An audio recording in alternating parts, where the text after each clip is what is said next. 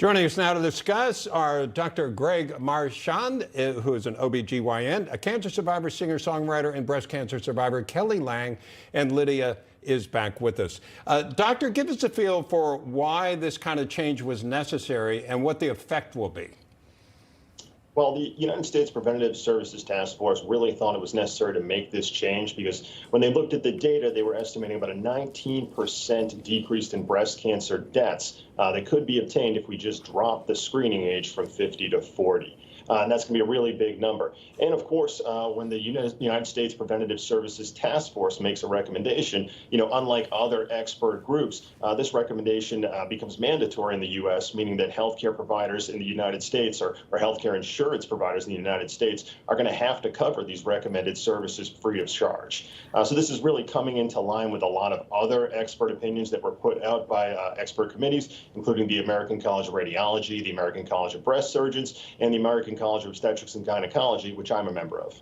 And Kelly, the task force that the doctor mentioned did take into account, of course, the latest statistics on breast cancer when making its recommendation. The American Cancer Society noting that 1 in only 8 women will develop breast cancer in the course of their lives, and breast cancer makes up nearly 30% of new cancers in U.S. women each year.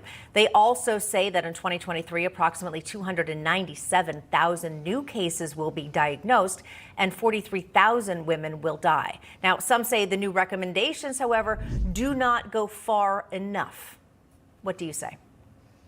Well, I have a different view on all of this. I am so thrilled that they're lowering the age because modern technology, modern medical advances have been so amazing. I am an 18-year breast cancer survivor, and when I went through this, even the mammogram did not pick up my particular cancer. And so I was a little skeptical of any type of treatments or any type of testing at the time I went through that.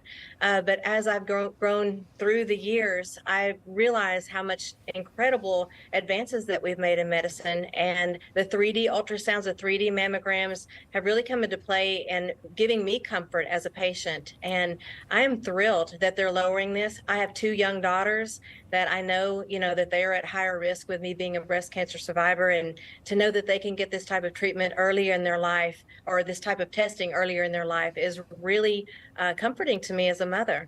Yeah, doctor, it seems like a good idea. What was the resistance? Was it because insurance companies didn't want to do that? Because it seems like Kelly was saying better technology now, and it seems like a positive step for all women. Well, I don't think so. As part of the bylaws of the Preventative Services Task Force, they say that they really don't take into account what the cost is of the recommendations, just how many lives they save. So I think the main factor here is going to be that if you're testing too often, you've got a higher chance of false positives. For example, if you move the number of mammograms to every year as opposed to every 2 years, you're going to have a 40% greater risk of false positives. That's going to be women who are going to have to go get biopsies of their breasts done that are going to be uncomfortable, and those biopsies are not going to find breast cancer.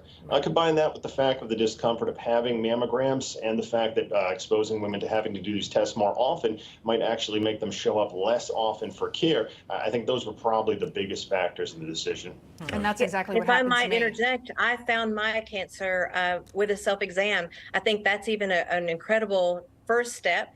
And I think it's important that women are taking control, that their gut instinct can tell them whether they should go and get tested or not. On some occasions, it really saved my life. And I really advocate for people to do self-care. Well, what the doctor was talking about regarding false positives, that's actually what happened to me. I have a close family member who has breast cancer, so I was told to get the early screening. I had to go for the ultrasound, the very uncomfortable biopsies.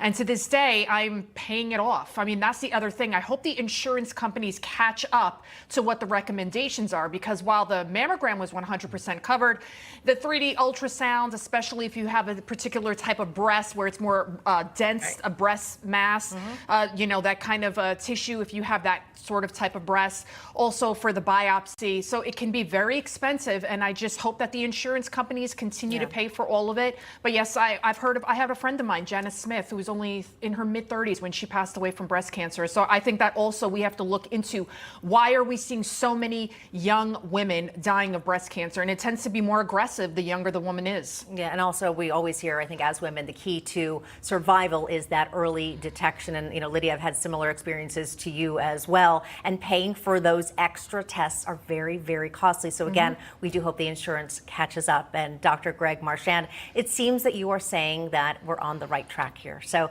Dr. Marchand and Kelly Lang, thanks so much for joining us. And Lydia, please stick around.